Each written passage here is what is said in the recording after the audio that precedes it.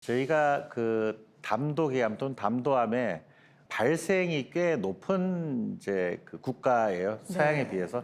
특히 이제 이게 담도암 또는 담도계암이 빈도가 높은 지역이 우리나라, 그다음 대만 이런 데가 이제 빈도가 높은 걸로 알려져 있고요. 중국도 그렇고요. 특징이 보면 예전에 이제 저희가 민물고기를 많이 즐겨 생식을 했단 말이에요. 이제 거기서 예전에 간 디스토마라고 아마 많이 네네. 들어보셨을 텐데 네. 그게 이제 감염이 되면 이제 만성 감염증이 되고 거기에 사는 데가 간 안에 살아요, 얘가. 그렇기 때문에 간 안에 있는 담도에 살기 때문에 네. 거기서 암이 생깁니다. 염증이 오래되니까요. 그래서 이제 저희가 좀 빈도가 높고 사망자 숫자가 이제 우리나라가 뭐 세계 최고 좀 불명예스럽지만 그렇다고 하는 거는 예후가 안 좋아서 그래요. 발생도 많을 뿐더러 별로 치료 방법이 없기 때문에 예후가 안 많이 좋구나. 돌아가시는 이제 암종이라고 보실 수가 있습니다. 지키 박사님, 담도암은 처음 들어보는데 담도라는 게 뭐예요? 좀 생소하실 것 같아요. 네. 저희도 사실 용어가 이제 한글 담관이라는 표현도 쓰기도 하고요. 담도란 표현도 쓰기도 합니다. 이제 담도란 게 길도자를 써서 이제 담도 길인데 담즙이 나온 길이에요. 네. 담즙은 기본적으로 간에서 만들어지는데 담낭은 담즙을 보관하는 주머니라고 보시면 돼요.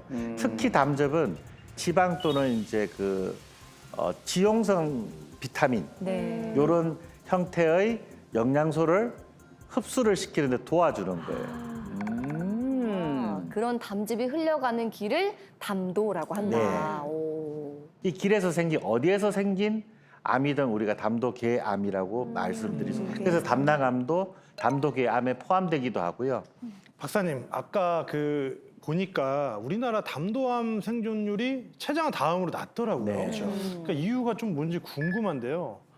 혹시 그 친구 따라 강남 간다고 혹시 췌장 옆에 있어서 좀 같이 낮은 건가요? 네, 그것도 뭐 이유가 되겠죠. 이게 두 개가 사촌이라고 보시면 되고요. 발생학적으로 이제 유사한 뿌리에서 같이 생겼다고 보시면 됩니다. 그래서 췌장암에 쓰는 항암제들이 거의 대부분 담도암에도 효과가 있는 걸로 이제 알려져 있긴 해요. 요거 말고 이제 담도암이 예후가 나쁜 것도 마찬가지로 췌장암처럼 굉장히 이게 섬유 조직이 많고요. 암 자체에. 그러니까 섬유 조직이 많다는 거는 항암제 투과율이나 이런 게 좀 떨어진다는 거고요. 또 하나는 조기 진단이 굉장히 어렵습니다. 얘도 마찬가지로. 그러니까 조기 진단의 방법이 아직까지는 없어요. 왜냐하면 이 담도에 뭐 생기거나 또는 담낭에 생기거나 아주 작을 때는 저희가 알 수가 없습니다. 근데 우리가 예를 들어서 위암 같으면 조금 하더라도 출혈 같은 게 생기거나 또는 대장암도 출혈 같은 게 생기면 우리가 검사해 보면 뭐가 나오잖아요. 네네네. 유방암도 사실 이렇게 보면은 비대칭이거나 이러면 저희가 의심하는데 담도는 얇은 길이에요. 그 얇은 길이 대개는 그 주변에 장기, 예를 들어서 12장이나 대장에 가려 있기 때문에 초음파의 약점은 공기를 투과하기가 어렵습니다. 공기 속에 가려져 있는 얇은 줄이 혹이 생겼는지를 보기가 굉장히 어렵습니다. 그래서 그 대개는 이제 어떻게 발견이 되냐면 담도가 꽉 막히면은 황달이 생겨요. 황달. 네, 그렇게 해서 발견이 되는 경우지 꽉 막히기 전에는 사실 보면 아까 담도 길이 막히지만은 흘러만 가면은 사실 우리가 인지할 수 증상이 없거든요, 거의 대부분. 굉장히 어렵습니다. 일반적으로 초음파나 이런 걸 검사를 해도 이분도 마찬가지인데 이분은 이제 그 담도가 막혀가지고 저기 보면 그 테두리에 까만 게 네. 보이죠? 네네. 저게 스텐트 넣은 거예요. 스탠트 시술. 네, 스텐트 시술한 거라서 이분은 막혔기 때문에 발견이 된 거지 막히기 전에 몰랐어요. 지금 보이는 큰 덩어리 있잖아요. 제가 암인데 담낭은 우리 벽 밖에 있다고 보시면 돼요. 거기서 치고 올라와서 이렇게 보이는 형태를 찍은 영상이라고 보시면 되고요. 굉장히 크잖아요, 담낭은. 네. 그러니까 수술하려면 결국은 간을 절제해야 된단 말이에요. 다 보면. 그래서 수술이 어떻든 어렵다는 거. 아니 지키 박사님, 네. 그 담낭암에 걸리신 환자분은 암덩어리가 저렇게 컸으니까 얼마나 아팠을까 그게 가늠이 안 되네요. 그래서 아플 것 같지만 사실 간에 큰 덩어리가 생긴다고 해서 아프지는 않습니다. 일반적으로.